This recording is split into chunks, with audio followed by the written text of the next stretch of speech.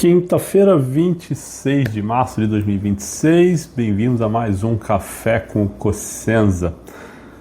Vou falar sobre meu segundo dia no Miami Open, no Masters 1000, no WTA 1000 de Miami, que foi um dia menos cheio do que o anterior, que eu cheguei lá ainda estava escuro, não tinha nem amanhecido ainda. Mas foi um dia que deu tempo de respirar, de tomar café no hotel, deu tempo para ir no shopping fazer umas compras que a minha esposa queria algo que ela queria que eu levasse para casa. E fui para o torneio, outro dia muito quente. E a minha ideia era começar vendo o jogo do Orlandinho com o Matos, que eles acabaram perdendo.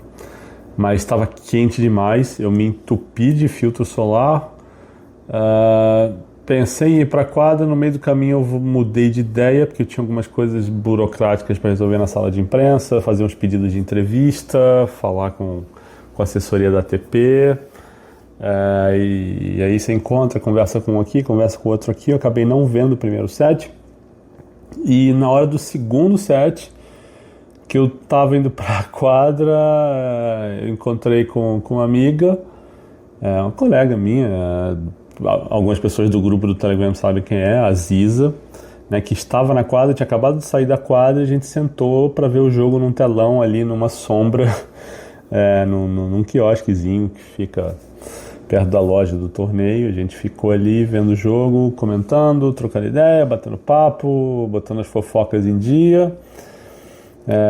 Cara, assim, é uma pessoa muito agradável e foi legal o papo e tal. Ela até me ajudou em algumas coisas de entrevista que eu quero fazer, mas saí de lá, fui fazer zona mista com o Orlandinho e com o Matos. Conversei com os dois, obviamente desanimados, porque foi um jogo que podia ter ido para eles. Acho que eles estiveram até perto de conseguir ganhar o primeiro set. No segundo set estava 4-4 e eles tiveram 2 breakpoints, e um dos breakpoints o Orlandinho perde uma chance ali perto da rede, e depois, quando ele vai sacar em 4-5, ele é quebrado. Então foi uma derrota que doeu, porque, né, aquela derrota que, era uma dupla forte, né, Krajicek e Mektic, mas é um jogo que se apresentou ganhável, que valia a vaga nas quartas de final de um Masters 1000, né? Então seria um resultado relevante, né? E eles pegariam o Arens e o JP Smith, né, o ex-parceiro do Hombly, que também seria um jogo ganhável, sabe? O Arens e o Smith ganharam do Cash e do Glasspool, que eram os cabeças dois, ganharam ontem, né? Mas o jogo foi um pouquinho depois do jogo do Orlandinho e do Rafa. Então tinha uma chave aí que se apresentou interessante e um jogo que escapou por pouco. Mas o legal de estar nos torneios é isso, assim, porque uma coisa leva a outra, né? O Orlandinho e o Rafa estavam sendo acompanhados pelo Luiz Peniza, que é o capitão da Billie Jean King Cup, e a essa altura eu já tinha ouvido que circulava essa história de que a Bia não jogaria a Billie Jean King, né? Já estava pipocando há alguns dias, mas eu falei, bom, acho que agora é hora de eu falar com o Peniza. Só que eu não tinha o telefone do Peniza, não tinha contato direto. Só que aí eu falei com o Rafael Matos, que eu tenho uma relação um pouquinho mais próxima com ele. O Rafa conversou com o Peniza, me passou o telefone, o número do Peniza, comecei a trocar mensagem com ele, e ele encontrou comigo ali em 10 minutos depois, e a gente foi bater papo sobre a Billie Jean King. E aí ele falou pra mim, a Bia não vai jogar, vou levar a vitória, por isso e aquilo. Isso já, inclusive, já está no mural do Apoia-se, minha conversa com ele. Ele não dá grandes respostas assim exatas, ele meio que, né, tenta ser político com um monte de coisa, mas ele explica que a Carol e a Laura não quiseram jogar, a Gabi quis, né, e ele prega um discurso de paciência com as tenistas mais experientes, e ele acha que o time que vai para esse Zonal das Américas é um time que mescla experiência e juventude. Eu concordo parcialmente com isso, mas eu vou falar sobre isso daqui a pouco. Enfim, teve isso, terminei a entrevista com ele, a gente combinou de eu não publicar antes de confirmar com a CBT o horário que a CBT publicaria. E terminei com ele, liguei para a assessora da CBT, a assessora falou: o Penisa mandou uma mensagem aqui para mim agora. Olha, a imprensa já está sabendo, então pode soltar. E ela falou para mim: não, pode publicar. E aí foi a hora que eu falei. Eu lembro que eu até no grupo do Telegram falei: olha, confirma, anuncio amanhã. Porque era o que eu achava, que a CBT só ia soltar amanhã e eu tinha, né, combinado com o Penisa de publicar de acordo com o timing melhor para ele, porque eu também não vou me queimar com a fonte, porque se eu publico sem ele, né, primeiro que ele podia ter dado a entrevista e não ter confirmado nada, então ele foi muito legal de abrir o jogo ali, e eu não tinha 100% de certeza, então eu não publicaria de qualquer maneira. Então a gente tem que ser político e negociar essas coisas, né? Então ele me falou com essa condição e eu fui falar com a assessoria da CBT. Quando a assessoria da CBT me deu o ok, aí eu publiquei. Eu já estava com o texto pronto e publiquei, e avisei no grupo e postei no Apoia-se depois. Né? Depois apurei a situação do patrocínio da Naná, que ela vai... Né? A gente tinha, a Vitória Barros, tinha aquela questão de, por usar Nike, ela não poder vestir roupa de outra marca ou exibir outras marcas no uniforme dela. E eles chegaram num acordo em que agora a Naná vai treinar com o uniforme da CBT, que é feito pela Wilson, e exibe as marcas da CBT. A Vitória, né? Eu falei Naná de novo? Eu tô maluco, eu tô bem cansado, gente. 15 para meia-noite, os dias aqui estão bem longos. São, né, dias mais longos que o Rio Open. Então, nas partidas oficiais a Vitória vai vestir as marcas dela, né, inclusive o uniforme da Nike, sem os patrocinadores da CBT. Esse foi o acordo que eles fizeram e ela vai jogar. Então vão ela, Naná, Gabriela Sé e Luísa Stefani. Esse é o time do Brasil que vai jogar em Ibagué, na Colômbia, né? O grupo lá cadê? Eu esqueci, eu não tenho o grupo anotado aqui de cabeça. Eu publiquei isso, mas eu não lembro essas coisas no automático. Vou abrir aqui para confirmar. O Brasil, eu lembro que está no grupo... vamos lá. O Brasil está no grupo A, com Argentina, Chile e Peru. E classificam os dois, né? O segundo do grupo cruza com o primeiro do outro. O outro grupo tem México, Colômbia, Venezuela e Equador. É meio traiçoeiro isso aí, porque eu até falei com a Penisa, eu acho legal o Brasil estar no grupo da Argentina, porque não corre risco de cruzar com ela, né, que é semifinal entre aspas, né, porque não tem final. Mas não cruzaria com a Argentina no jogo mais importante, que é o jogo que decide a classificação, né, para os playoffs. Mas tem uns times fortes aí, né, a Colômbia em tese vai com a Osório, o México tem a Sarasua, então são dois países aí que eu imagino que o Brasil vai enfrentar um dos dois. Então não tem garantias absolutas de que o Brasil avança assim, né? O Brasil não é tão favorito assim, tem que entrar e jogar. Mas voltando para terminar, o meu dia foi basicamente isso. Voltei, escrevi, falei com o assessor da ATP, eu tinha pedido para ele me ajudar numa entrevista com o Darren Cahill, que eu queria muito entrevistar, e eu estou falando, né, estou trocando e-mails com ele há algum tempo, e ele conversou com ele não faz isso por obrigação, porque a ATP não tem essa obrigação de intermediar a entrevista com o técnico, mas ele entrou em contato com a pessoa que ele chama de publicist, né, a pessoa que cuida das relações de imprensa, né, de relações públicas e tal, e faz essa parte do Darren Cahill, e ele disse que, olha, ele não dá muita entrevista, ele não quer falar e não vai rolar essa entrevista. Então, uma pena, porque era o que eu mais queria conseguir aqui. Mas também tem outra que eu tô aí batalhando, que não é com atleta, mas é um personagem que é interessante e que fala muito pouco sobre o assunto que eu quero falar. Pode ser bem legal. Não sei se vai rolar. Se rolar, acho que vocês vão gostar, porque é uma abordagem um pouco diferente, né? Terminando isso, voltei para a sala de imprensa, digitei a entrevista com Penisa que vocês já receberam no Apoia-se, vai para o UOL, né, um pouquinho mais tarde. E foi basicamente o meu dia. Voltei pro hotel, terminei de editar as coisas, jantei e estou aqui gravando esse café com Cossenza. Já que eu falei né, o meu dia foi basicamente esse, acompanhar jogos e conversar com pessoas e ver que caminho tomar de entrevistas e tal, até com o pessoal do Itaú, de ver, olha, o que pode rolar, o que não pode, o que pode fazer. Mas falemos então da Billie Jean King. O que eu acho desse time com Naná e Vitória e Gabi e Luísa?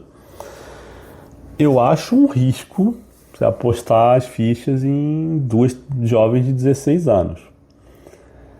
Óbvio que é um zonal, o nível não é tão forte, mas seria um nível que eu acho que a Bia, mesmo em uma fase, não teria problema para vencer partidas. Então, a gente perde uma número 1 de mais segurança. Acho até que a Laura, sendo número 1, daria um pouquinho mais de estabilidade.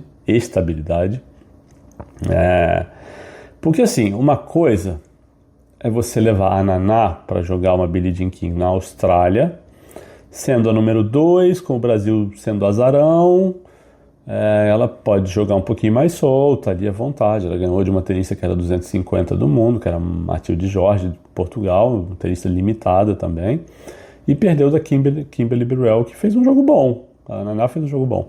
Só que aquele jogo bom, sem pressão e tal. A Naná ou a Vitória? A Naná seria a número 1, né? Se as duas forem jogar simples. É um peso diferente. Ela pode jogar solta porque ela pode ter na cabeça que ela não tem expectativa ou obrigação de vencer, mas é o peso de levar o país nas costas.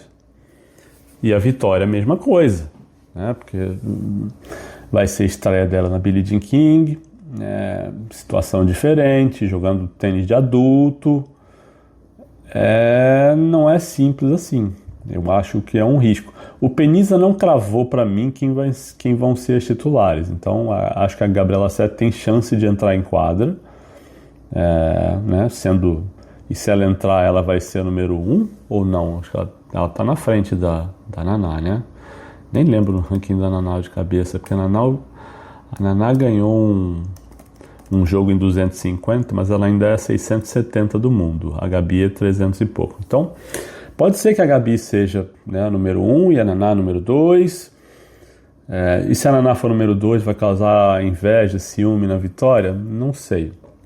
O Peniza me falou que assim, não tem nada de relação ruim entre as duas.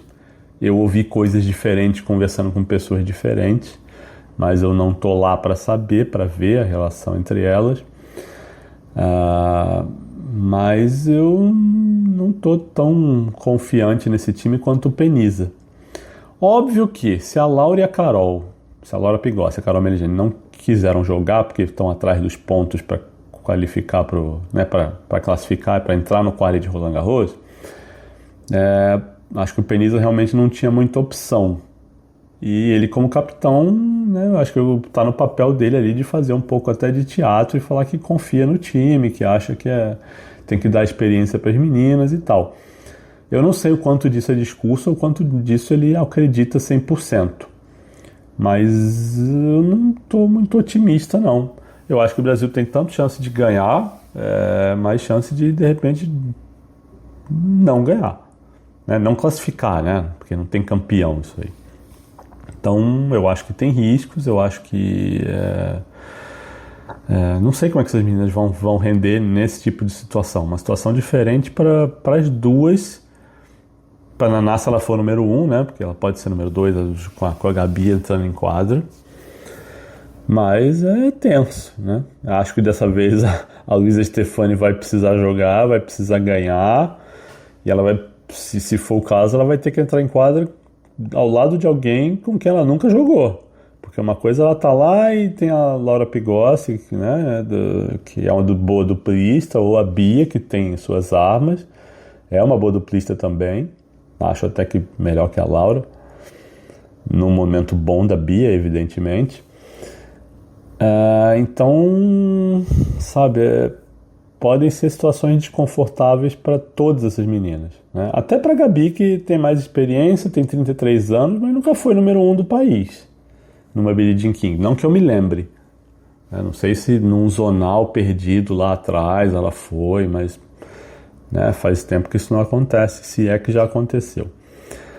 Então, Eu acho bem desconfortável esse confronto, esse zonal para o Brasil, sabe? Mas é o que tem, né? Se não tem Bia, não tem Laura, não tem Carol, acho que a equipe tinha que ser essa mesmo, não tinha muito o que escapar.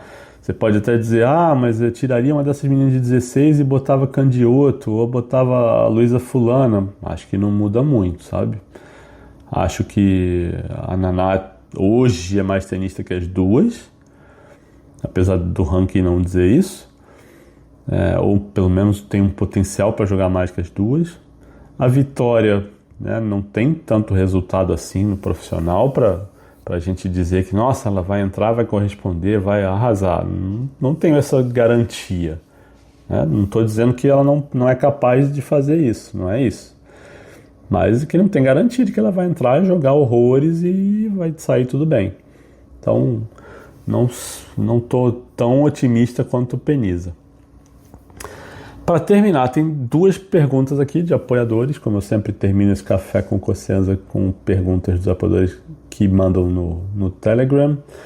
Tem uma pergunta da Luísa Felipe. Ela escreve assim: nos bastidores do torneio não tem nenhuma fofoca de novo técnico para Bia? Já está quase um mês ou mais sem técnico e nada. Vi que ela desistiu de Charleston, inclusive. A Luísa mandou essa pergunta antes dessa desistência na Billie Jean King, então tem mais isso agora. Fofoca tem, Luísa.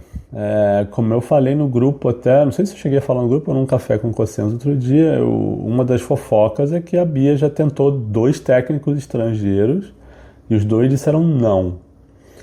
E não é simples assim para a Bia arrumar um técnico do tamanho do técnico que ela quer, ou do que ela parece querer, porque ela procurou 2 estrangeiros.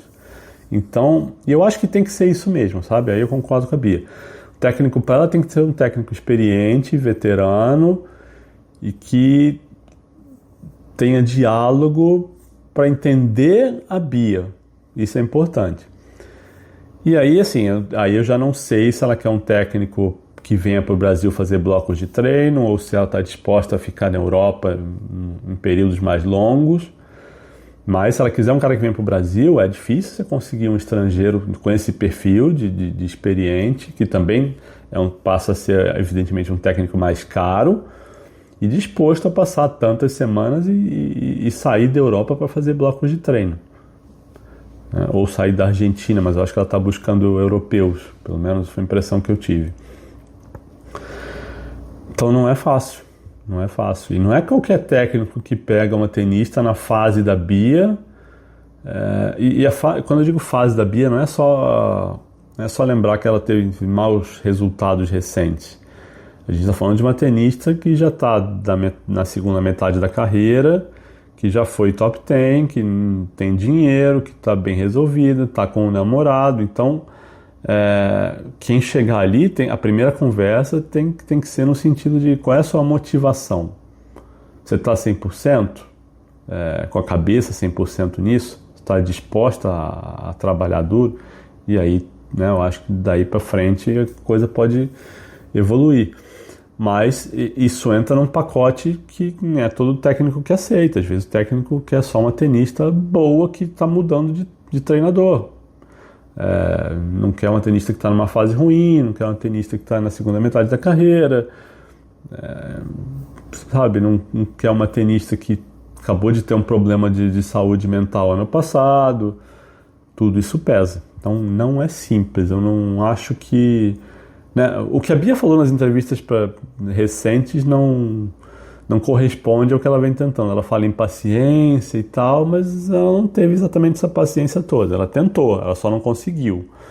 Então também não é do jeito que a Bia colocou as coisas. Mas é que realmente não é fácil.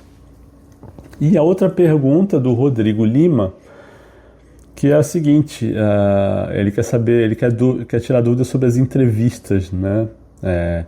Ele diz que a curiosidade de quem quase fez jornalismo. Ele pergunta como eu solicito as entrevistas, se é com torneio, se é diretamente com os entrevistados assessores, como funciona o local e tempo da entrevista, se o torneio disponibiliza um local próprio, se tem tempo pré-definido, se depende do entrevistado. Vamos lá, Rodrigo, tudo é meio que negociável se você conhece o entrevistado. Então, por exemplo, para eu falar com os brasileiros, às vezes é mais fácil eu falar com um assessor de imprensa e marcar uma hora em um lugar qualquer, como eu fiz com o Penisa hoje, por exemplo. Sabe, eu falei com o Rafael Matos, que foi para a zona mista, que é obrigatória quando você faz a partida, então isso não precisa negociar, você só precisa formalizar para a ATP que você gostaria de falar com fulano e fulano depois do jogo tal, e aí eles têm que ir. Tem um lugar específico para fazer essas entrevistas, de zona mista, por isso que se chama zona mista, é um lugar que é sempre lá, e os tenistas aparecem, né? Voltando ao que eu falava, então se você conhece, você pode marcar lugar, fazer do jeito que você quiser e beleza, né? Tem as limitações de torneio, por exemplo, a ATP não deixa filmar, a WTA deixa, tem peculiaridades de torneios diferentes em torneios diferentes, né? Em grandes lãs você não pode usar vídeo para quase nada se você for imprensa escrita, né? Só se você for TV e tiver os direitos de transmissão. Se você é TV e não tem os direitos de transmissão, é um inferno para conseguir alguma coisa. Então é bem complicada essa questão. Como é que eu solicito as entrevistas? Então, vamos supor que eu não conheço o tenista, eu quero falar com o Lehetska amanhã, tá? Mando um e-mail para a ATP e falo, olha, eu gostaria de entrevistar o Lehetska, quero que seja uma exclusiva sobre isso, isso e isso, e acho que dura, 10 minutos.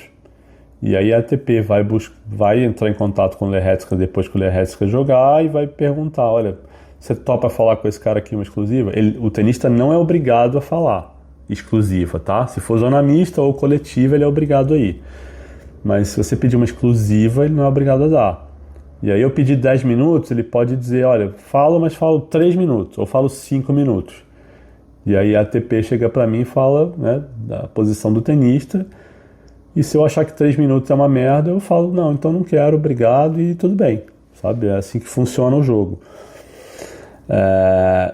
Tem local, como é que funciona local e tempo? Quando é exclusiva, por exemplo, exclusiva com a Dabrowski, eu fiz numa salinha pequenininha, só eu e ela sentados, com uma mesinha no meio. Às vezes pode fazer de pé, às vezes pode fazer sentado. Com o Pachani, como fui eu que marquei com ele direto, a gente ficou sentado na grama, e foi muito legal. Até, assim, acho que ajuda o ambiente de tipo, as duas pessoas estão descontraídas ali, estão numa vibe legal e a entrevista flui melhor, sabe? O ambiente fica bom. Com a Dabrowski foi numa salinha com uma mesa no meio e o assessor do torneio ali acompanhando, porque eu entendo, né? O atleta tá lá falando com uma pessoa que ela nunca viu, não vai deixar numa salinha sozinha, porque, né, sei lá o que pode acontecer, sei lá se o entrevistador vai fazer umas perguntas nada a ver, às vezes acontece, né? Porque essa entrevista com a Gabi, por exemplo, eu dei em linhas gerais o que eu queria falar com ela. Você não lista todas as perguntas. Então, quando o assessor do torneio, da ATP, não te conhece bem, é normal que ele acompanhe a entrevista para sentir a vibe da pessoa, sabe? Para ver que o jornalista não está sendo agressivo, não está fazendo pergunta que o atleta não quer responder, é normal. Então foi isso, é uma salinha, né, pequenininha. Se você, quando é entrevista coletiva, tem uma sala de coletivo, claro. Quando é zona mista, é na areazinha que eu te falei ali. Inclusive, amanhã ou depois, vou filmar algumas partes para mandar no grupo do Telegram para vocês verem como é que é. Em tese não pode filmar, mas na verdade sim, não posso filmar para publicar. Mas mandando num grupo fechado, desde que ninguém passe esses vídeos adiante, eu posso mostrar só para vocês terem uma ideia de como é que são os lugares e como é que a coisa funciona, tá? O tempo da conversa é isso, você estima um tempo tal e o atleta diz se pode ficar aquele tempo ou não. Com a Gabi eu pedi de 10 a 15 minutos, a WTA me deu 10, falei, beleza, terminamos em 11. Mas muito mais porque a Gabi deu respostas legais e não foram respostas muito curtas, né? Então a gente passou um pouquinho e tudo bem. E é isso, Rodrigo, não tem muito mistério, né? A gente manda esses pedidos são feitos por e-mail, eles têm que ser feitos no começo do dia, num dia que o atleta joga, que é para se o atleta está de folga, ele está de folga, ele não vai aparecer só para dar entrevista. Então É isso, só que a gente tem que fazer isso no começo do dia para os assessores da ATP se organizarem e levarem isso para os jogadores assim que acabam as partidas, né? Tem um horário para isso. Mas e nos slams não é muito diferente, não. É um esquema bem assim. Os slams tinha até um formuláriozinho de papel que você preenchia. Se era 1 a 1, se era zona mista, se era sobre o jogo, se era sobre outros assuntos, quanto tempo leva, qual é o veículo e o nome do jornalista. E você botava o número de telefone lá, porque eles, né, davam a resposta por telefone. Com a ATP por e-mail e da WTA por e-mail também é um pouco mais simples. Mas é assim que funciona, não tem muito mistério não, costuma funcionar bem isso. E se é um torneio que não tem tanta imprensa, como é o caso aqui de Miami, diferentemente de um US Open, um Australian Open, que é jornalista pra cacete, e Indian Wells vai muito mais americano do que aqui em Miami, então aí fica um pouquinho mais difícil, né? Porque se eu pedir uma entrevista com o Lea Hetzka, pode ter 3 caras pedindo. E aí eu vou pro fim da fila, que pode ter 2 tchecos, né, no slam, e aí dança quem não é, né, a preferência é sempre pro jornalista do país, do atleta. Compensação, se for com a Bia, com o João Fonseca, a gente tem prioridade por ser brasileiro. É assim que funciona. Beleza? Então é isso. Obrigado para quem ficou até aqui. Voltamos amanhã. Um abraço e uma ótima quinta-feira para todo mundo.